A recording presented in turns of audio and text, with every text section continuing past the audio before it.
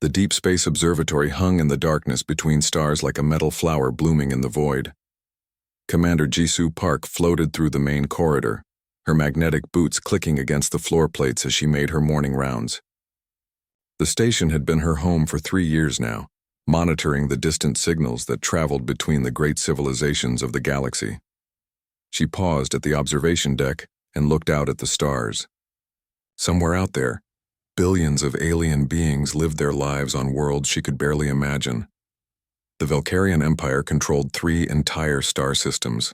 The crystalline hegemony had built cities that sang with living light. The machine, synthesis, had turned entire planets into thinking computers. All of them were older and more advanced than humanity. But lately something was wrong. Jisoo made her way to the communications center where Lieutenant Hyeon Lee was frowning at his displays. The young officer had been tracking signal patterns from across the galaxy, mapping the flow of messages between different alien civilizations. "Commander, you need to see this," Hyeon said, pointing to his main screen. "The Valkyrian channels have gone quiet." Jisoo studied the display. For the past 2,000 years, the Valkyrian Empire had been one of the most active voices in galactic communications. Their quantum networks carried everything from trade agreements to cultural exchanges. Ships moved between their worlds in endless streams. Their diplomatic messages reached every corner of known space. Now there was nothing but silence. "When did it start?" Jisoo asked. "About 6 weeks ago, the traffic began dropping off. At first we thought it was normal fluctuation. Maybe some kind of maintenance on their networks, but then it kept getting worse." Hyeon switched to a different view. "Look at this. 3 weeks ago, we detected automated distress beacons from their outer colonies, but no rescue ships responded. What about their homeworld? Still broadcasting on some channels, but the signals are getting weaker every day. It's like they're just shutting down." Jisoo felt a chill that had nothing to do with the station's recycled air. The Valkyrians were not the type to abandon their colonies. They had survived wars, plagues, and natural disasters. Their society was built to last. Yet something had made them simply stop caring about maintaining their civilization. She left Hyeon to continue monitoring and made her way to the research section. Dr. Minho Kim was hunched over his workstation, surrounded by holographic displays showing the ruins of dead civilizations. As the station's xenoarchaeologist, he studied the patterns of rise and fall that seemed to repeat throughout galactic history. "Minho, I need you to look at something," Jisoo said, settling into a chair. Beside him, the older man rubbed his tired eyes. He had been working longer hours lately trying to understand something that seemed to be happening across multiple civilizations at once. "Let me guess. The Valkyrians?" When Jisoo nodded, he sighed. "They're not the first, Commander. I've been tracking similar patterns for months now." He gestured to his displays, which showed a timeline of galactic civilizations. Red markers indicated when each one had gone silent or collapsed entirely. The Botanical Collective stopped expanding their bioships 8 months ago. The temporal merchants closed their time dilation markets 6 months back. The remaining nodes of the machine synthesis have been going offline one by one for the past year. Minho highlighted each civilization as he spoke. "In every case, it's the same pattern. No wars, no disasters, no obvious external threats. They just give up." "That doesn't make sense," Jisoo said. "These are species that survived for millennia. The crystalline hegemony weathered the great dimming when their home star nearly died. The machine synthesis rebuilt itself after 3 different extinction events. Why would they all choose to collapse now?" "That's what I've been trying to figure out." Minho pulled up another display showing the galactic map. "But look at the timing. It's not random. There's a pattern moving through the galaxy like a wave. Civilizations fall in a specific sequence based on their location." Jisoo studied the pattern. It did look like something was spreading from one region to another, causing advanced civilizations to simply abandon their achievements and fade away. "Have you shared this with Earth?" she asked. "I sent my preliminary findings last week. The response was interesting." Minho brought up a message from the Terran Council. "They're taking it seriously. More seriously than I expected, actually." The message was brief but urgent. The Council was launching a priority investigation into what they were calling the Great Silence. They wanted all deep space stations to begin intensive monitoring of the remaining active civilizations. There's something else, Minho added quietly. I've been in contact with Dr. Sujin Baek on Earth. She's been analyzing the quantum signatures around the collapse zones. Her preliminary data suggests that something is changing the fundamental nature of spacetime in those regions. Before Jisoo could respond, an alert chimed through the station's communication system. Hyen's voice came over the speakers, tense with excitement. Commander, please report to communications immediately. We're receiving a priority transmission from the Ethereal Assembly. Jisoo and Minho hurried through the corridors to the communications center. The Ethereal Assembly were humanity's oldest alien allies, graceful beings who existed partially outside normal spacetime. Their messages were rare and always important. The main screen flickered to life, showing the translucent form of an ethereal representative. Its voice came through the translation system as a whisper like wind through crystal. Human friends, it said. We bring warning of great sorrow approaching. The cosmic tide returns as it has returned before across the ages of the universe. All who build high must fall low. All who reach for stars must return to dust. Jisoo stepped forward. What do you mean? What cosmic tide? The universe breathes, Commander Park. It inhales complexity and exhales simplicity. For millions of years we have watched civilizations rise and fall in this pattern. Now the breath turns again. Already our people feel the call to abandon our cities and return to the quiet places. But you're warning us. That means there's still time to prepare. The ethereal's form flickered with what might have been sadness. We warn because you are young and do not yet understand. There is no preparation for this force. It comes not as destroyer but as releaser. When it touches a world, the people feel only peace in letting go of the burden of advancement. The transmission ended, leaving the three humans staring at the empty screen in silence. Finally, Minho spoke. If they're right, then we're looking at the end of galactic civilization as we know it. No, Jisoo said firmly. We're looking at a challenge. And humans don't give up on challenges. She turned to Hyun. Send a message to Earth. Tell them we need Captain So-young Choi and her exploration team out here immediately. If something is coming to end civilization, then we're going to figure out how to survive it. As the station continued its silent watch over the darkening galaxy, none of them could have guessed that humanity's response to this cosmic threat would be unlike anything the universe had seen before. Where others had accepted the inevitable cycle of rise and fall, humans would choose to fight. And in that choice lay the seeds of a transformation that would echo across the stars themselves. Dr. Yoon Ji-yoon had not slept in 36 hours. Coffee cups covered her desk at the Quantum Research Institute on Earth, and her eyes burned from staring at data streams that seemed to mock every law of physics she understood. But at 0347 hours, Terran Standard Time, the breakthrough finally came. That's it, she whispered, then louder. That's it. The pattern was there, hidden in the quantum noise that surrounded each collapsed civilization. She had analyzed data from 47 extinct species, looking for any common thread that might explain their sudden abandonment of technology and culture. Now she saw it clearly. The collapses were not random. They followed a mathematical progression, tied to fluctuations in spacetime itself. Every few million years, the universe underwent subtle shifts in its fundamental constants. These changes created conditions that made advanced consciousness somehow unstable. Dr. Yoonji called her supervisor immediately. Within an hour, her findings were being transmitted to every human outpost in known space. Within 6 hours, Commander, Taijin Nam was leading an expedition to investigate the Valkyrian homeworld directly. The journey took 2 weeks through hyperspace. Commander Nam's ship, the Discovery, emerged in the Valkyrian system to find something that chilled every member of his crew. The great orbital cities were still there, hanging in space like jewels around their central star. The planetary surfaces showed no signs of war or disaster. Energy readings indicated that most systems were still functioning normally. But there were no Valkyrians anywhere. Take us to the capital world, Nam ordered his pilot. They descended through atmosphere that should have been busy with traffic from thousands of flying vehicles. Instead, they found only silence. The cities were intact. The buildings rose in elegant spirals that caught and reflected the light of their sun. Gardens bloomed with alien flowers in carefully maintained parks. Automated systems continued their programmed tasks, keeping the infrastructure running smoothly. But the streets were empty. Lieutenant So-young Choi led the first survey team into the largest city.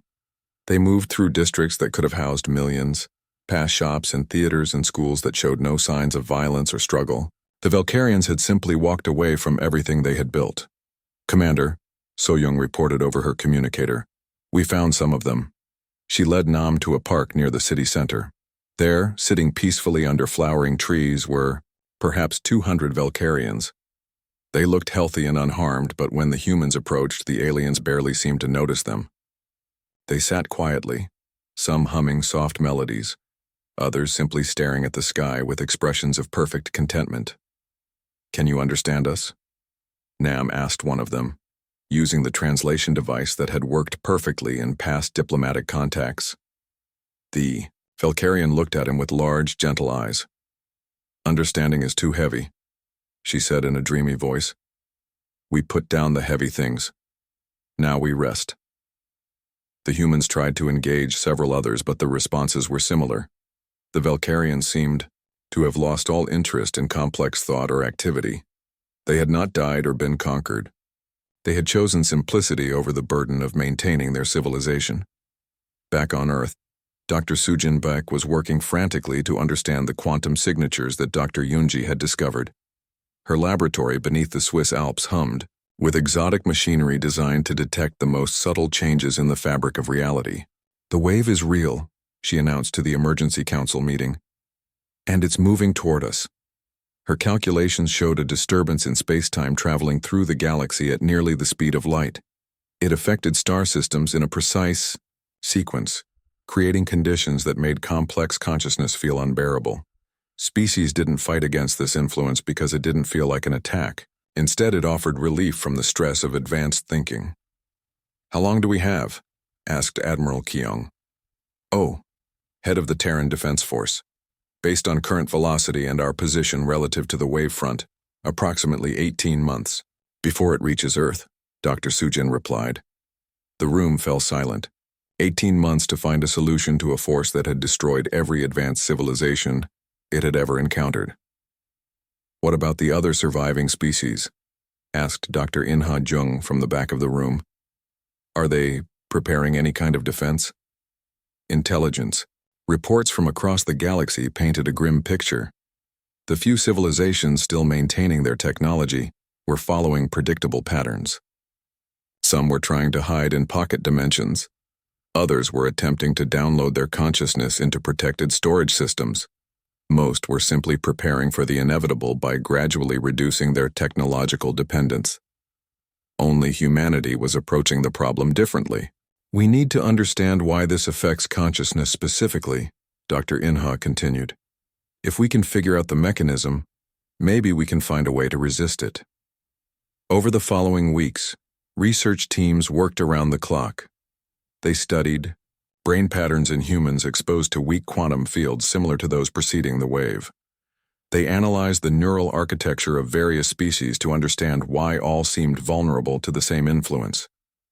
The answer, when it came, was both horrifying and hopeful. The cosmic force didn't destroy civilizations by making them unable to think. Instead, it made them unwilling to bear the responsibility that came with advanced intelligence. It offered the peace of ignorance as a relief from the burden of knowledge. Most species found this offer irresistible when the wave reached full strength. Their brains were structured to seek harmony and avoid stress. When faced with a choice between the difficult work of maintaining civilization and the simple peace of abandoning it, they chose peace. But human brains were different. Shaped by millions of years of surviving on a hostile world, human neural patterns showed unusual resistance to external influence. Where other species sought harmony, humans had evolved to thrive on challenge and conflict. "We might actually be able to fight this," Dr. In-ha told the emergency council at their next meeting. Not just survive it, but actively resist it. The idea was so unprecedented that it took time for anyone to believe it possible. No species in galactic history had ever successfully resisted the cosmic cycle. But then again, no species had been quite like humanity. As reports continued to arrive from the outer colonies, showing the wave's steady advance toward Earth, human scientists began developing the most ambitious project in their species' history. If they were right about their unique resistance, they might be able to do more than just save themselves. They might be able to help others resist as well. The stars had watched civilizations collapse for millions of years, but they had never seen anything like what humanity was planning to attempt. The conference room on Luna Station had never hosted such a desperate gathering.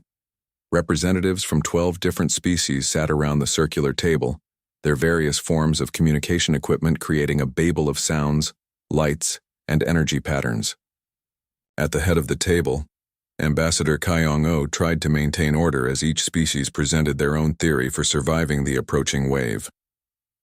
The temporal merchants have the right idea, insisted the crystalline being speaking for the mineral collective. Its voice rang like struck glass. We must retreat into time-dilated chambers where centuries can pass in moments. The wave will move beyond us before we experience its effects. A floating sphere that represented the energy dancers pulsed with disagreement. Time dilation is a temporary solution. The wave will wait. It has waited millions of years. We must transcend physical existence entirely, become pure thought in higher dimensions. The debate had been going on for hours with no progress. Each species clung to their own theories while the cosmic force drew closer. Only humanity had proposed something different, something that the other species considered impossible. Dr. Yejin Seo stood up from the human delegation table. As Earth's leading expert on comparative consciousness, she had spent months studying why humans might be unique among galactic species.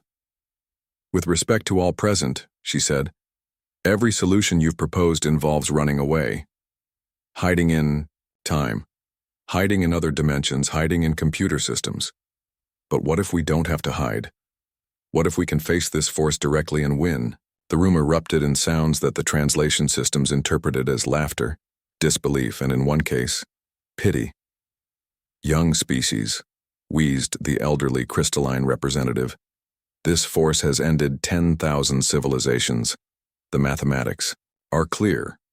Resistance is impossible.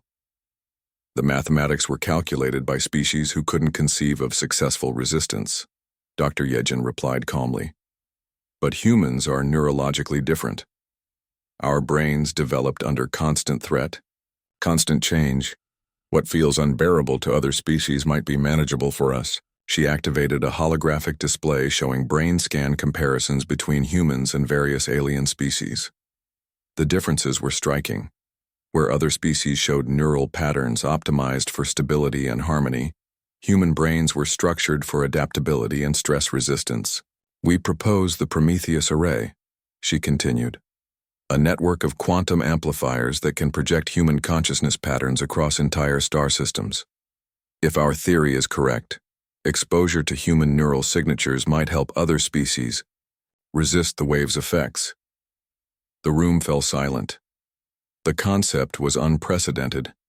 No species had ever tried to share their consciousness patterns with others, let alone use them as protection against cosmic forces. The representative of the ethereal assembly, a being that existed partially outside normal space, flickered with what might have been interest. This has never been attempted. The risks are incalculable.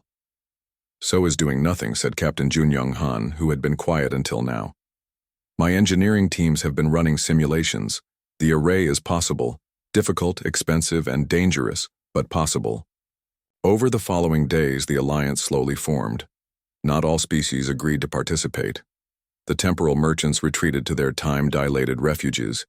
The energy dancers began their ascension preparations. But enough remained to make the attempt worthwhile. The construction of the Prometheus Array began immediately. Shipyards across human space worked around the clock to build the massive quantum amplifiers. Each one was the size of a small space station and required exotic materials that pushed human manufacturing to its limits. Captain Jun Young oversaw the placement of the first amplifier at the edge of the solar system. The device looked like a metal flower with thousands of petals, each one containing quantum processors more complex than anything humanity had ever built. But the project faced opposition from an unexpected source. The inevitability cult had emerged from the chaos of collapsing civilizations, composed of members from various species who believed that resistance to the cosmic cycle was not just impossible, but morally wrong. "You interfere with the natural order," their leader broadcast across all communication channels. "The universe seeks simplicity. Consciousness is a burden that must be periodically lifted. Your efforts will only cause greater suffering." The cult's attacks began subtly. Sabotage at construction sites, computer viruses targeting the array's control systems, propaganda campaigns aimed at turning alliance members against the project. Dr. Boram Shin, working at the main research facility on Mars, discovered how sophisticated their opposition had become. Her security systems had been infiltrated by programs that seemed to understand human psychology better than most humans did. "They're not just trying to stop us," she reported to the Emergency Council. "They're trying to make us want to stop ourselves. The psychological pressure is getting stronger every day." She was right. As work on the array progressed, human personnel began reporting strange dreams and persistent thoughts about how peaceful it would be to simply give up the struggle. The wave was still months away, but its advance effects were already reaching Earth. Lieutenant Commander Dong-Yun Lee, stationed at the array construction site in the Centauri system, felt it most strongly. His daily reports grew shorter and less detailed. His crew moved more slowly, took longer breaks, seemed to lose interest in their vital work.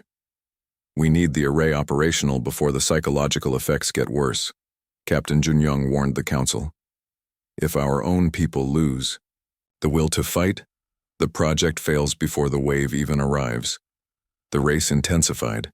Human and alien workers pushed themselves to complete construction, while they still had the mental clarity to understand why it mattered. Ships moved between star systems in a constant stream, carrying components and personnel to dozens of array sites. Meanwhile, long-range sensors detected the wave's approach through the outer spiral arm of the galaxy. Entire civilizations went silent in the span of days. The Andromeda monitoring station stopped transmitting. The few remaining outposts in distant galaxies sent final messages of peaceful surrender before their signals faded forever. Commander Hisu Kim, now in charge of the Deep Space Early Warning Network, calculated that they had perhaps 4 months before the wave reached Earth. The Prometheus array was only 60% complete, and the psychological pressure was affecting work efficiency across all sites. "We're in a race between completion and surrender," she reported grimly.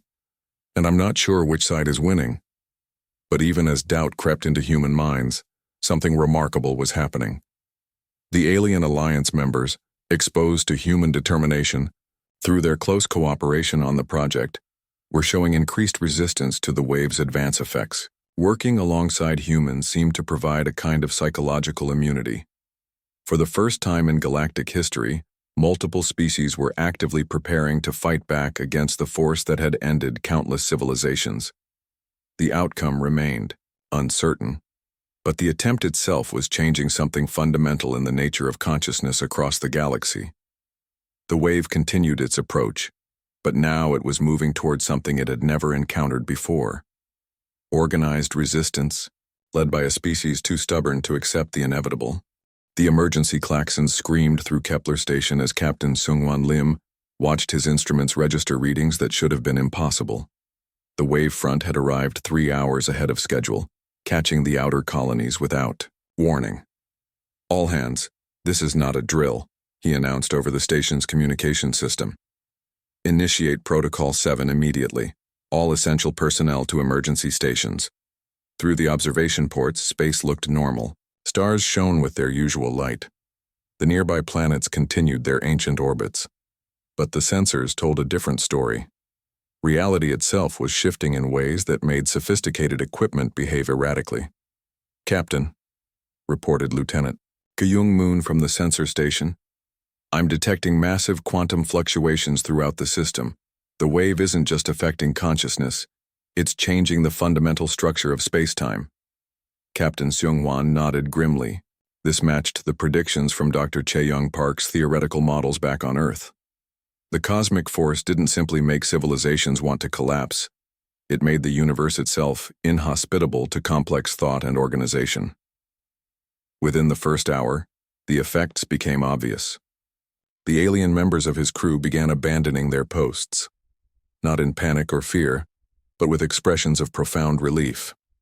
The crystalline engineer who had maintained the station's power systems for 2 years simply walked away from her controls, saying that the work no longer seemed important. The 3 ethereal researchers in the quantum physics lab stopped their experiments and began what they called the Great Simplification. They dismantled their complex equipment with careful precision, as if tidying up before a long vacation from which they never intended to return. Most disturbing of all, they seemed happy about it. When Captain Seung-hwan tried to convince them to continue their work, they looked at him with gentle pity, as if he was the one making a terrible mistake. But the human crew members, while affected, were fighting back. Lieutenant Gayung reported feeling strong urges to abandon her post and return to Earth for a simpler life, but she remained at her station, manually operating systems that the aliens had abandoned. "It's like a voice in the back of my head," she explained, constantly whispering that none of this matters, that technology and civilization are just burdens we carry for no good reason, but I can recognize it as an external influence and resist it. The station's automated systems began transmitting data back to Earth in real time, providing humanity's first direct observation of the collapse phenomenon as it happened. Dr. Chae-young Park, monitoring from the Quantum Research Institute, watched in fascination as her sensors revealed the true nature of the cosmic force. "It's not destroying anything," she told the Emergency Council. "It's offering an alternative that most consciousness finds irresistible. The quantum fluctuations create a kind of psychic relief valve. Complex thought becomes painful, while primitive existence seems blissful." On Earth, the global population was experiencing the wave's advance effects. Entire cities reported collective dreams of abandoning technology and returning to agricultural life. Stock markets crashed as traders lost interest in financial complexity. Universities emptied as students and professors alike felt overwhelmed by the burden of advanced learning. But humanity's response was unprecedented. Instead of surrendering to these impulses, humans organized resistance groups. Psychologists worked around the clock to help people recognize and fight the external influence. Community leaders held rallies to remind people why civilization was worth preserving. Lieutenant Commander Dong-Yoon Lee, managing the evacuation of research stations in the Tau Ceti system, witnessed something that would reshape everyone's understanding of the crisis. The alien researchers succumbed to the wave's influence within hours, peacefully deactivating their equipment and entering meditative states. But the human scientists not only continued their work, they began adapting to the changed conditions. "We're learning to function in the new quantum environment," reported Dr. Min-jio from the Tau Ceti Biological Research Station. "The wave doesn't just offer simplicity, it creates conditions where complex thought becomes genuinely more difficult. But humans seem able to adapt to these conditions better than other species." This discovery led to a crucial breakthrough. The Prometheus array, still under construction, began its first tentative activation as the wave's main force approached the inner colonies. Instead of waiting for completion, human engineers decided to test their theory immediately. The quantum amplifiers projected human consciousness patterns across light years of space. For the first time in galactic history, one species was actively sharing its mental resilience with others. The results were immediate and startling. Alien populations within the array's influence began showing increased resistance to the wave's effects. Ethereal survivors who had abandoned their cities suddenly returned to reactivate abandoned systems. Crystalline fragments began rebuilding their shattered communication networks, but the wave was learning too. As it encountered resistance for the first time in millions of years, it began adapting its approach. Instead of the gradual influence that had worked on every previous civilization, it started concentrating its effects. Focusing the full force of cosmic entropy on the sources of resistance, the intensity increased dramatically. Human settlements throughout the outer colonies reported that the psychological pressure had become almost unbearable. Some outposts went silent as their personnel finally succumbed to the overwhelming desire for simplicity. "It's targeting us, specifically now," reported Commander Yuna Lee from the Array Control Center on Luna. "The wave is behaving like an intelligent system. It recognizes that humans are the key to the resistance, and it's focusing its power to break our will." The quantum storm that had swept away countless civilizations was now concentrating on Earth's solar system like a cosmic hurricane seeking to tear apart humanity's stubborn determination. The final test was about to begin. Space around Earth shimmered with energy discharges as reality itself seemed to rebel against the presence of organized resistance. Ships traveling between planets reported navigation difficulties as quantum interference affected their guidance systems. Communication networks experienced intermittent failures as the wave's concentrated force disrupted electronic systems. But even as conditions worsened, humans continued to fight. Factory workers maintained production lines for Array components, despite overwhelming urges to abandon their posts. Scientists continued their research despite finding complex thought increasingly difficult. Military personnel held their positions despite every instinct screaming at them to lay down their weapons and embrace peace. The Prometheus array reached 70% completion just as the wave's full force began to impact Earth's solar system. The quantum amplifiers that were operational began broadcasting human determination and resilience to every corner of known space. Across the galaxy, species that had already collapsed began showing signs of revival. The cosmic force that had come to simplify all consciousness was instead being infected with the complexity of human stubborn refusal to surrender. As the wave concentrated all its power on breaking humanity's resistance, the stage was set for a confrontation that would determine the future of consciousness throughout the universe. Earth became the center of a battle that stretched across multiple dimensions. The quantum wave, having encountered its first true resistance in millions of years, gathered its full power around Sol system, like a cosmic hurricane determined to break humanity's defiance. General Yunho Jiang coordinated the planet's defense from the heavily shielded command center, buried deep beneath the lunar surface. The Prometheus array had reached maximum power, creating a bubble of quantum stability around Earth that held back the wave's most devastating effects. But maintaining this protection required enormous effort. Array efficiency down to 60%, reported Commander Sianwoo Park from the primary control station. "We're losing operators faster than we can replace them." The array required constant mental focus from millions of human operators scattered across dozens of facilities. These men and women had to maintain perfect concentration while under psychological assault from forces beyond imagination. Many had already succumbed to the overwhelming desire to abandon their posts and seek the peace of ignorance. Dr. Boram Shin made a discovery that changed everything. Working from the Mars Research Facility, she had been analyzing the wave's behavior patterns when she realized something that shocked the entire scientific community. "It's not a natural phenomenon," she announced during an emergency council meeting. "The wave has intelligence, more than intelligence. It's the universe's own defense mechanism against consciousness that becomes too complex." Her data showed that the cosmic force was actively adapting its tactics as it encountered human resistance. It wasn't just a mindless force of entropy. It was a sophisticated system designed to prevent any single species from growing beyond certain limits. "The universe doesn't want us to succeed," she continued. "It sees advanced consciousness as a threat to cosmic order. We're not just fighting a natural disaster. We're fighting the fundamental structure of reality itself."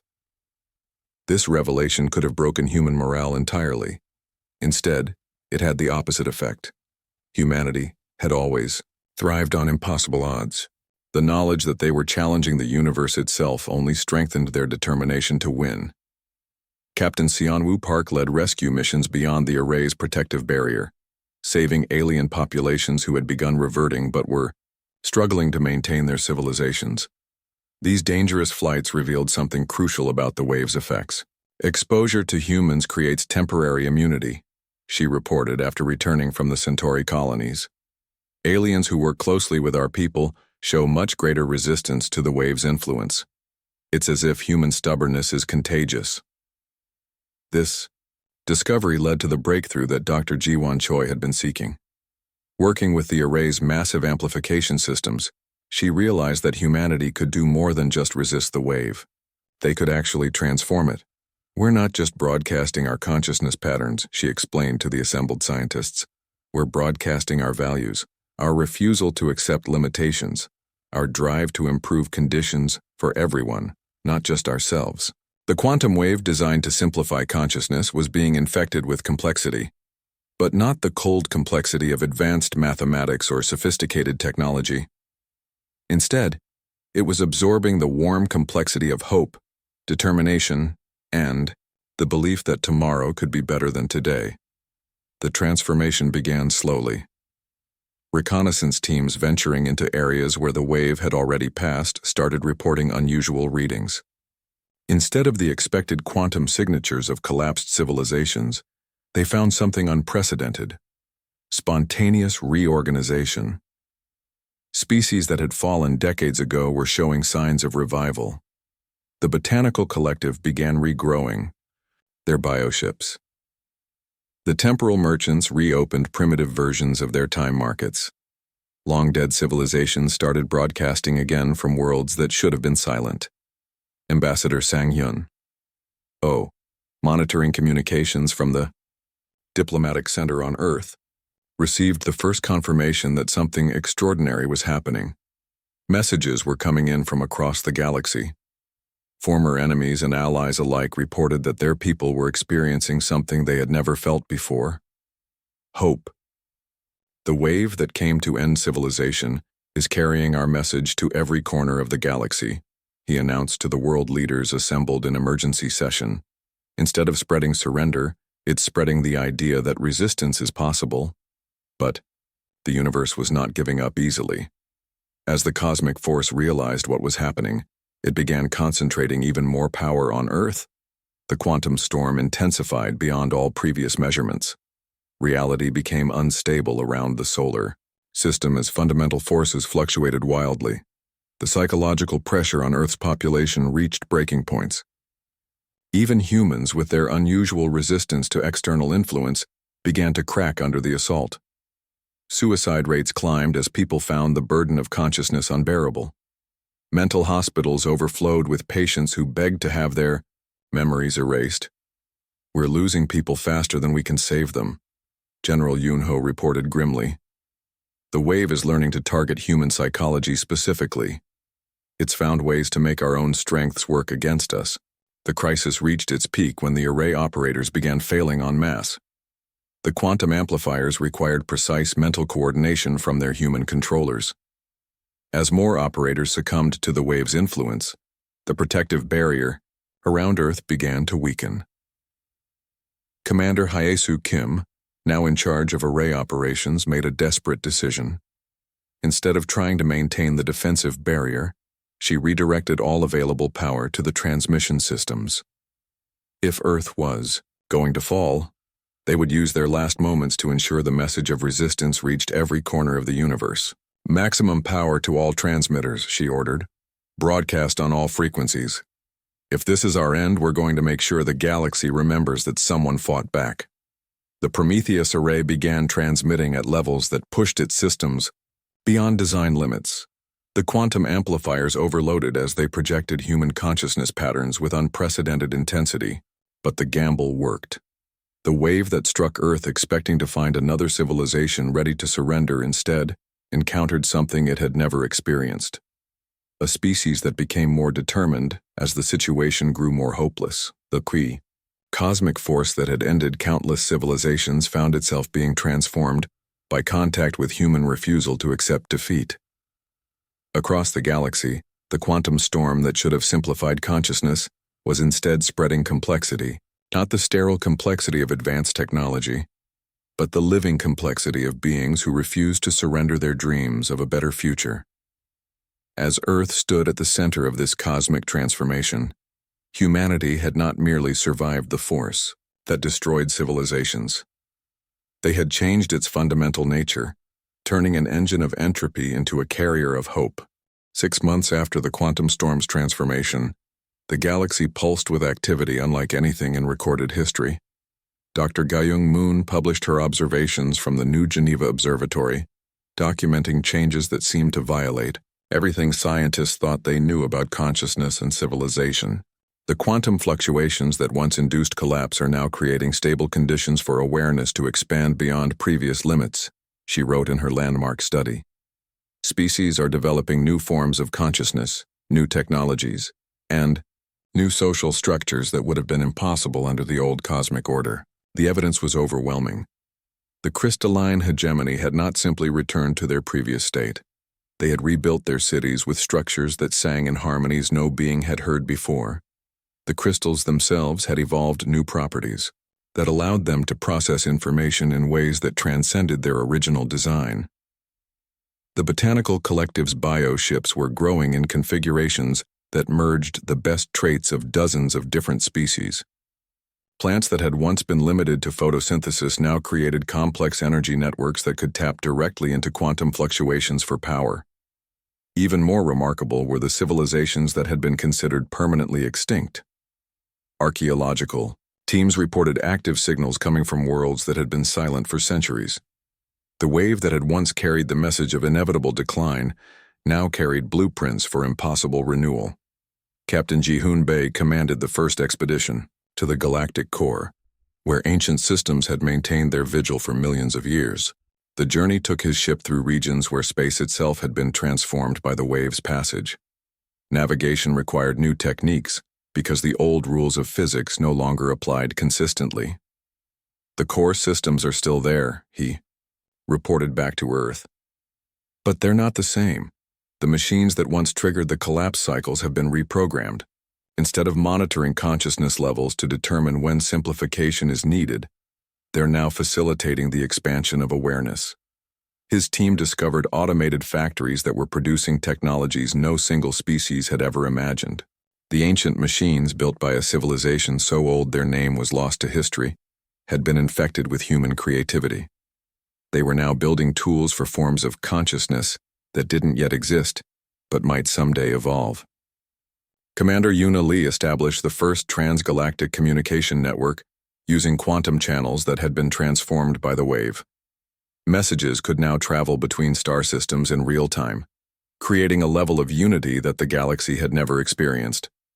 "We're receiving communications from civilizations we didn't know existed," she reported during a routine briefing. "Species that had hidden in the outer rim for millions of years are emerging because they no longer fear the collapse cycles. They want to participate in whatever we're building." The network carried more than just communications. It transmitted the essence of what humanity had achieved, the absolute refusal to accept that improvement was impossible.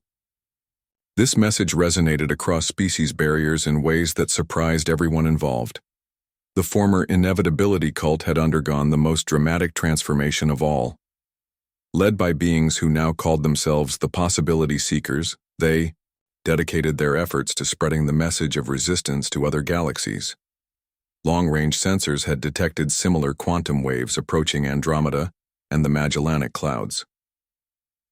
"We were wrong about the natural order," admitted their leader, during a broadcast to the entire galaxy. "Consciousness isn't a burden to be periodically lifted. It's the universe's way of understanding itself. The cycles of collapse weren't natural law. They were a limitation that we accepted because we couldn't imagine alternatives." Dr. Haywin. Ju's research team made the final discovery that completed humanity's understanding of what they had achieved. Deep analysis of quantum echoes from the pre-collapse universe revealed that this wasn't the first time a species had attempted resistance to the wave. "There have been other resistors throughout cosmic history," she announced to the galactic scientific community. "But they all failed because they focused on preservation rather than transformation. They tried to save what they had instead of changing what was possible. Previous resistant species had built shields, created hideouts, developed escape plans. All had failed because they accepted the wave's fundamental premise that consciousness and complexity were problems to be solved. Humanity had succeeded because they rejected that premise entirely. Instead of trying to hide from the cosmic force, they had infected it with their own nature. The wave that once spread simplicity now carried the virus of human stubbornness throughout the universe. Every system it touched became capable of growth and improvement rather than inevitable decline. The transformation was spreading beyond the galaxy itself. Deep space telescopes detected quantum signatures indicating that the neighboring galaxies were beginning to show signs of the same changes. The universe's immune system against advanced consciousness had been turned into a delivery mechanism for unlimited potential. In the final scene, children from dozens of species played together in the orbital gardens of New Geneva Station. Their laughter carried across quantum channels to distant worlds where their parents worked on projects that would have been impossible just months before. Mixed research teams developed technologies that merged the best insights from completely different forms of consciousness.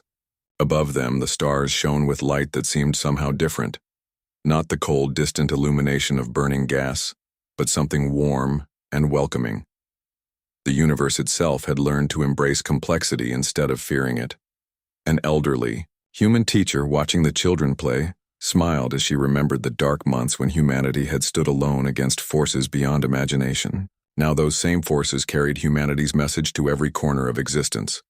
That tomorrow could always be better than today. That no limitation was truly permanent. And that consciousness was not a burden, but the greatest gift the universe could offer itself. The stars had watched civilizations rise and fall for billions of years. Now they watched something entirely new. Civilizations that rose and kept rising, carrying each other toward possibilities that had never existed before. Humanity had taught the universe to hope. And in learning that lesson, the cosmos itself had evolved beyond the boundaries that once seemed absolute. The great cycle of collapse and renewal had ended not in destruction, but in the recognition that growth could be eternal if beings were stubborn enough to make it so.